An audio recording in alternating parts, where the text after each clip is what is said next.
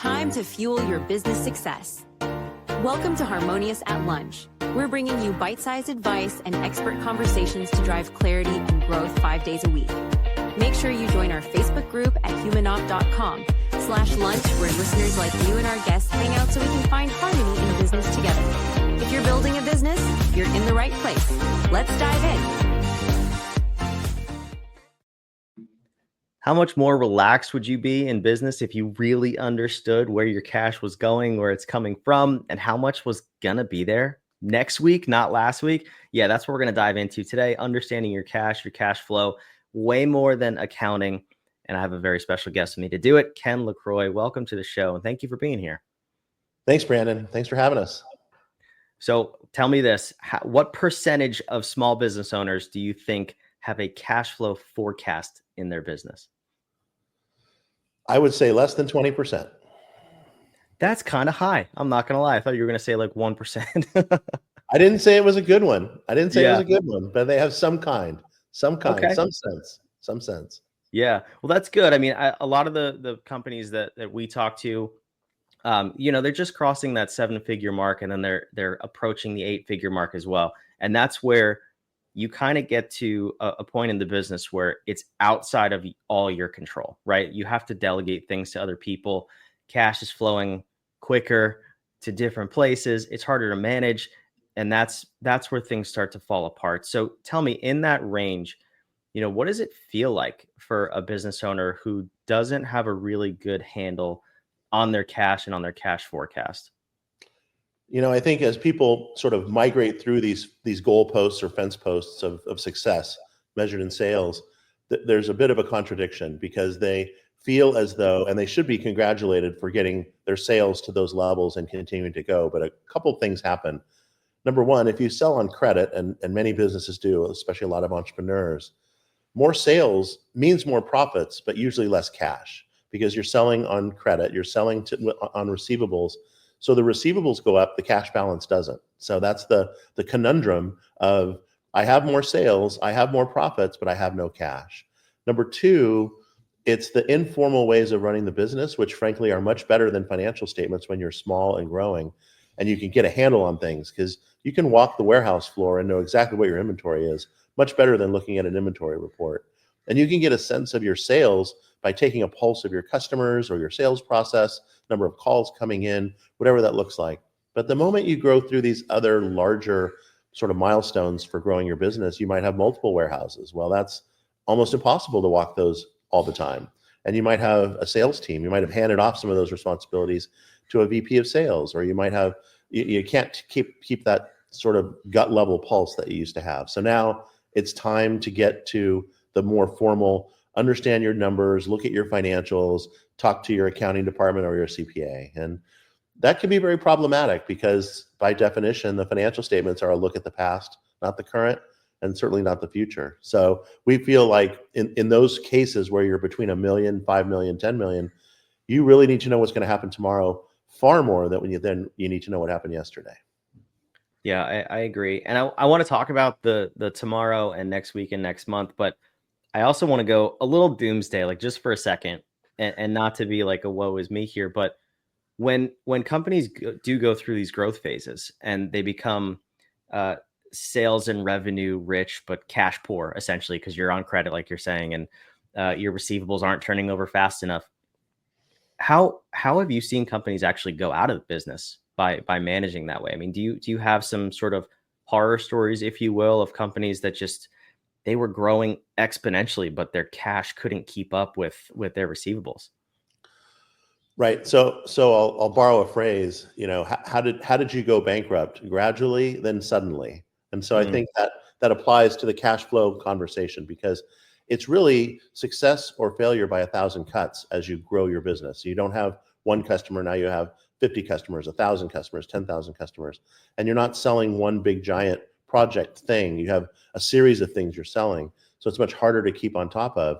And the unfortunate part of financial statement interpretation or people running their business, they don't understand operating leverage. They don't understand their fixed costs. They don't understand contribution margin, the things that matter. I need to sell my products for this amount in this volume to make enough gross profit to pay for my fixed expenses, my rent, interest on a loan, salaries for my people, the things that I cannot change in the short run.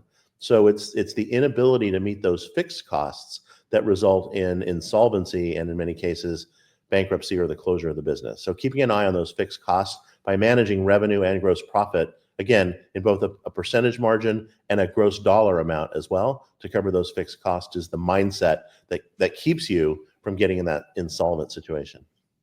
Yeah, I love it. And for those of you who think Ken was just speaking a different language, I would argue he was, like, a little bit. Like, there's a lot of terms in there that the normal everyday small business owner has never heard of. And that's okay. We just need to be a little bit more financially literate. I haven't seen financial literacy on Duolingo, but I am convinced it's a foreign language for a lot of people, myself included. I'm no expert, but let's transition into looking ahead. This is uniquely the role of a CFO in a company. Most accountants, bookkeepers, CPAs are not going to provide this service unless they explicitly say they do. So I want to caution you on that. And Ken, you mentioned that too, that these people are looking at statements that are produced from things that already happened. That being said, what is something a small business owner in that 7-8 figure range, what are the things they need to look for in even hiring or consulting with a CFO? Because like I said, a lot of those things that you just said are foreign. So how am I supposed to know if I'm hiring someone who's competent, that's actually going to help me, or if I'm really just hiring another glorified bookkeeper?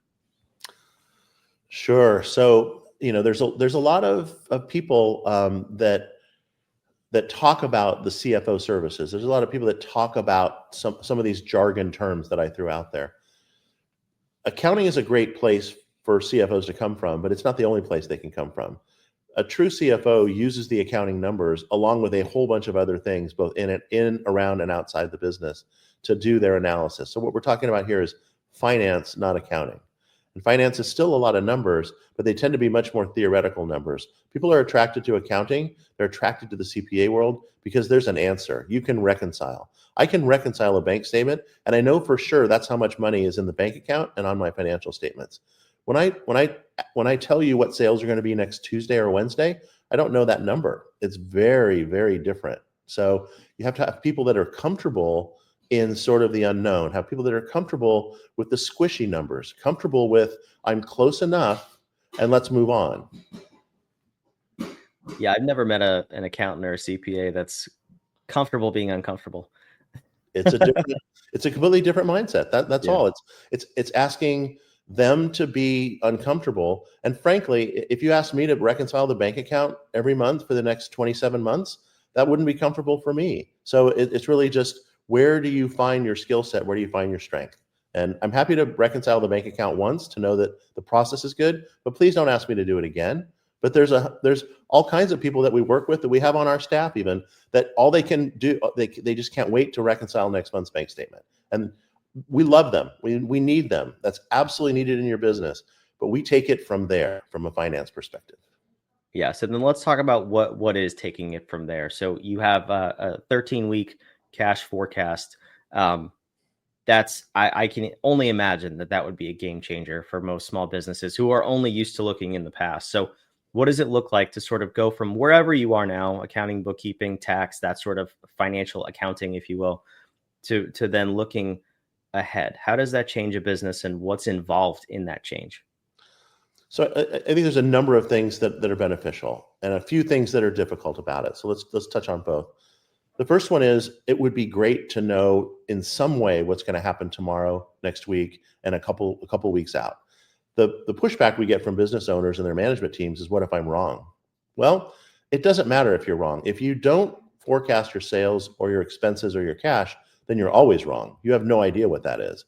So we think a little bit of knowledge, even if it's not completely right, is better than no knowledge. That's sort of concept number one. Number two is sort of the 80-20 rule. People think that just because their Excel spreadsheet can calculate 27 decimals of accuracy, that they should be doing that.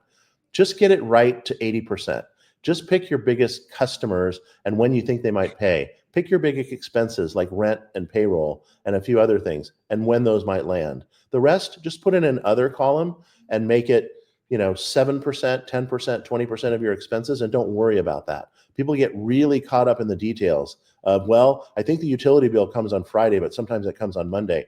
Which bucket, which week should I put that in? It doesn't matter. I want you to concentrate on when your customers are going to pay you according to your terms, when you think they're going to pay you according to their terms, and then measure exactly what happened so you can get better at forecasting. Yeah. So, I mean, we're talking about businesses they're established, they're making 7, 8 figures in revenue. You have past data to at least be able to predict with some level of accuracy. Now, this doesn't really work if a company goes from 0 to 5 million in sales in like 3 months. I Right. assume that becomes way more challenging. Right. That being said, though, like what does a company need in place in order to even produce these reports? Do you find when you go into companies that you're having to sort of reconcile is the wrong word, but I'll use it anyway, reconcile the past accounting and make sure it's up to date, make sure you're pulling the right data? What does that process look like? So the number of businesses that we roll into that accept the fact that they get their financial statements 25, 50, 120 days late Oh, it's is crazy. just absolutely painful to me. We think that a financial statement that is 90% right 3 to 5 days after the close of the month is far superior to a financial statement that's 95 or 97% right 15 days later. And it never gets more than 97, 98, 99% accurate, even if you work at it for 120 days. So we think that you need to get your numbers quickly and see what they look like in general. Again, it's the 80-20 rule. What are the 5 things I need to know that happened last month? But when you move to this weekly cash flow approach, you're sort of outside of your financials. Now you're really just looking at your bank account.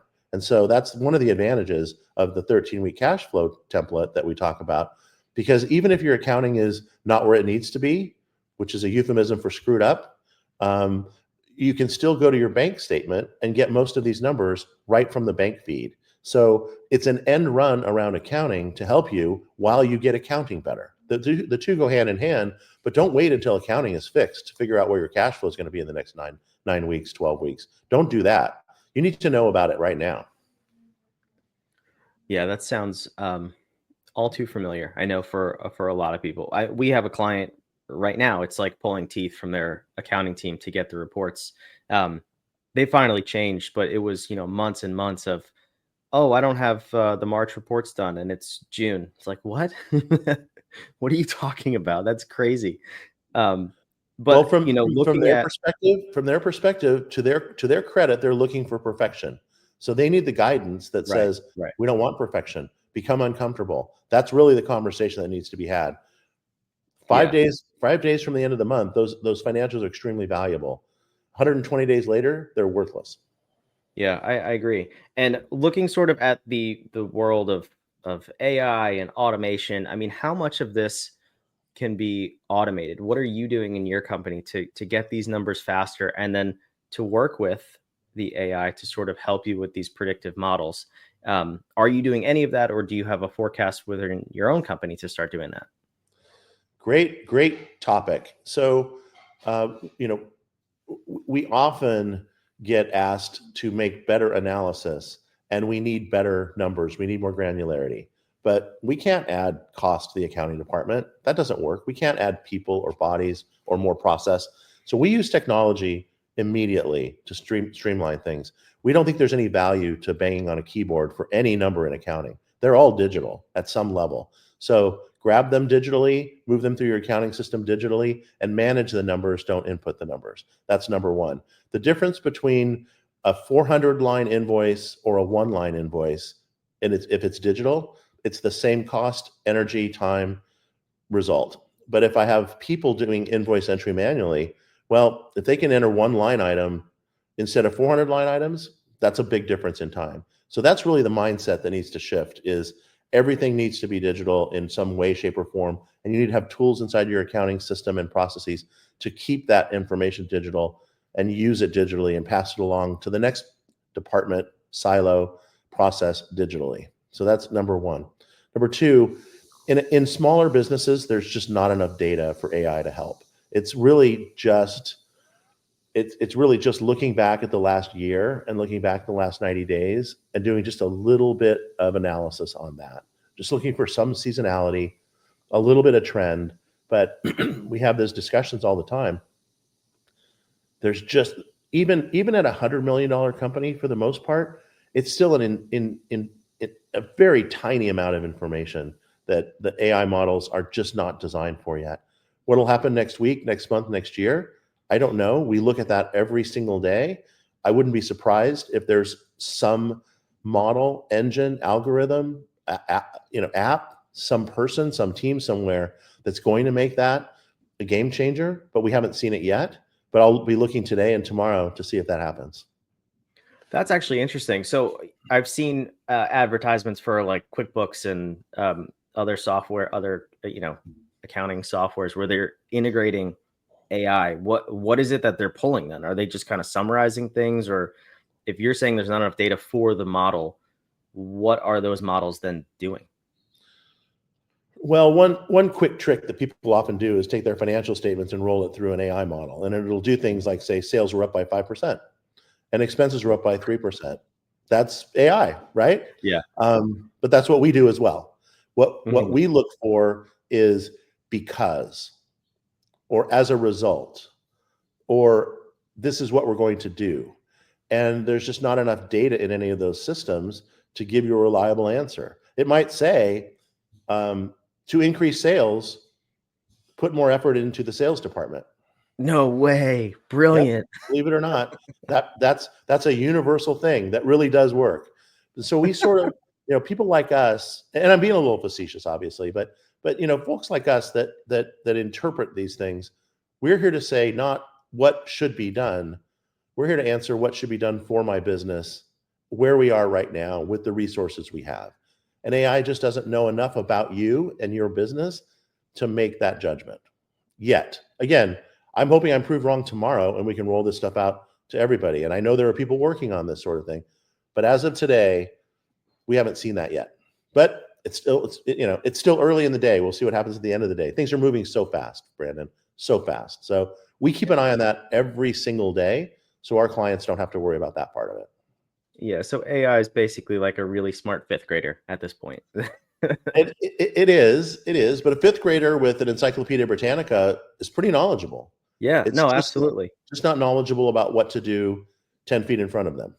Yeah, and we will get there. What has to be in place first is that AI needs to be integrated in all parts of your business. So it can answer the because, right? So if it knows what your whole sales team is doing, and then it can start to recognize the patterns of, oh, okay, we made 50 outbound calls a day, which resulted in X after 3 months. And then we moved to 12 calls a day. It can sort of predict the results, but we don't have it integrated to that extent yet. So it really can't answer those questions. It can just give you the past data, like you said. So I agree. I think it's evolving. It's interesting. That's why I ask, because I know a lot of people are putting time and effort into it. But the way I see it, at least, is that you need to be integrating it now with the expectation that it's probably not going to produce those results for maybe 6 to 12 months at the earliest. So it's not a bad idea, but it's just not a right now thing. Well, you touch upon a very important topic. The right now part is start collecting that data. Start recording every single one of those phone calls. Start recording the result of those things. It's a little bit of Big Brother, but if you can somehow record everything that's happening in your business in some way, shape, or form digitally, then that starts to become valuable. It's just there's usually a gap. You might record the sales call, but there's nothing tying that sales call to a purchase order or a sales order 3 weeks later, or an increase in orders 6 months later. That's really the hard part of tying the systems together, is finding any given action in your company and tying it to another action or another outcome somewhere else. That's really where it falls short. But by all means, start playing around with AI on everything you possibly can right now, for sure. Great point, Brandon. Yeah. And I'm sure, like you said, somebody is working on exactly that, tying it together. So not to go down the AI rabbit hole, but this was a great episode. I think it's so important for people to make that shift from reactive to proactive, from looking at past statements to trying to predict the future with that 80 to 90% accuracy. You'll run your business a whole lot better. You'll sleep better at night. I guarantee it. I'm sure you've seen that as well. So thank you so much for stopping by. If someone does want to reach out, talk to you, maybe make that shift in their own business, where's the best place for them to go? Our website, insightfulpartners.com. We've got a couple of different tools you could download there. That we have a cash flow template for you to try. Hop on a call with us. We're happy to chat with anybody for 15 minutes about any KPI, any issue in your business, anything that's going on. More than happy to chat with you. Is it possible to break that cash flow template? Like if it turns bright red, is that a bad thing, Ken? Give us a call. Please call now. That's what's going to pop up with say. I love it. Ken, thanks so much for being here. Thanks, Brandon. Wherever you're watching and listening, insightfulpartners.com. It's on the screen. It's down below in the show notes. Go check that out. And think about this episode. Do you have this sort of financial control and predictability in your business? If not, if your business is growing, you're in that 7 and 8 figure range, it's probably about time. So go reach out to Ken. Go to the website. I appreciate you being here. We'll see you on tomorrow's episode of Harmonious at Lunch. Another episode of Harmonious at Lunch in the books. I hope this episode made you think and you grabbed some actionable ideas to propel your business. Don't forget to like, comment your takeaways, and subscribe wherever you're listening so we can help more entrepreneurs just like you achieve harmony in their life and